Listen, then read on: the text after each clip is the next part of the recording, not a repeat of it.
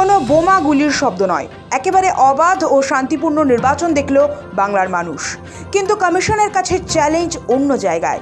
গত নির্বাচনের পরেই ভোট পরবর্তী হিংসায় রাজ্যের বিভিন্ন প্রান্ত উত্তপ্ত হয়ে উঠেছিল, যা নিয়ে প্রশ্নের মুখে পড়তে হয় নির্বাচন কমিশনকে।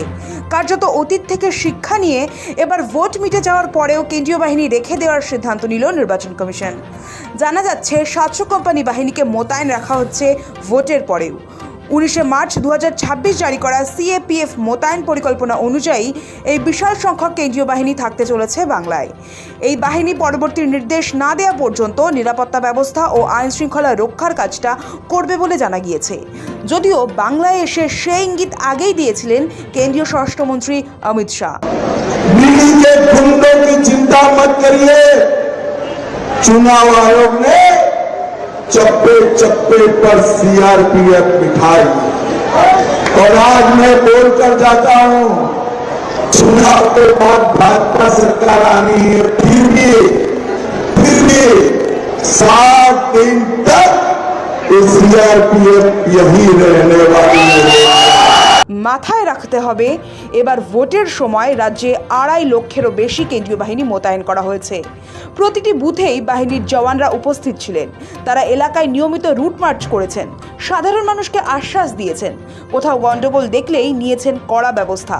আর সেই কারণেই ভোট মোটের উপর শান্তিপূর্ণ হয়েছে বলে মনে করছে কমিশন। 2 দফা মিলিয়ে কয়েকটি বিক্ষিপ্ত ঘটনা ঘটলেও কড়া হাতে পরিস্থিতি নিয়ন্ত্রণে আনে কেন্দ্রীয় বাহিনী। শুধু তাই নয়, রাজ্য পুলিশকেও কার্যত দাবাংয়ের ভূমিকায় দেখা গিয়েছে।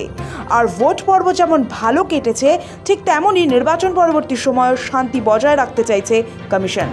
সেই মতো আগেভাগে প্ল্যানিং করে রাখা হয়েছে বলে জানা গিয়েছে। আর সেই লক্ষ্যেই ভোটের পরেও যাতে এই পরিস্থিতি বজায় থাকে, সেজন্য 700 কোম্পানি বাহিনীকে বাংলায় মোতায়েন করার সিদ্ধান্ত কমিশনের। এক বার্তায় কমিশন জানিয়েছে, পরবর্তী নির্দেশ না দেওয়া পর্যন্ত বাহিনী রাজ্যে মোতায়েন থাকবে। নিরাপত্তা এবং আইন শৃঙ্খলা বজায় রাখতেই এই সিদ্ধান্ত। আর এখানেই সরব তৃণমূলের তরফে প্রশ্ন তোলা হয়েছে, যদি বিজেপি জয় নিয়ে এতটাই আশাবাদী হয়, তাহলে কেন বাংলায় 700 কোম্পানি কেন্দ্রীয় বাহিনী রেখে দেওয়ার কথা বলা হচ্ছে? রাজনৈতিক তরজা তো চলছেই, তবে সূত্র বলছে এখনো আইন শৃঙ্খলা পরিস্থিতির উপর থেকে রাশ ছাড়তে চাইছে না কমিশন। তারা নির্বাচন পরবর্তী হিংসার কথা মাথায় রেখে একাধিক প্ল্যানিং সেরে রেখেছে। সেই পরিকল্পনারই অংশ এই বিশাল সংখ্যক কেন্দ্রীয় বাহিনীকে রেখে দেওয়া হচ্ছে।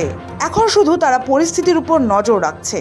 ভোটের ফলাফল বেরোনোর পর কেমন থাকে রাজ্যের আবহাওয়া, সেটাই দেখতে চাইছে কমিশন। তারপরই কেন্দ্রীয় বাহিনীকে নিয়ে কোনো সিদ্ধান্ত নেওয়া হতে পারে। সৌভিক সান্যালের রিপোর্ট, সময়, কলকাতা।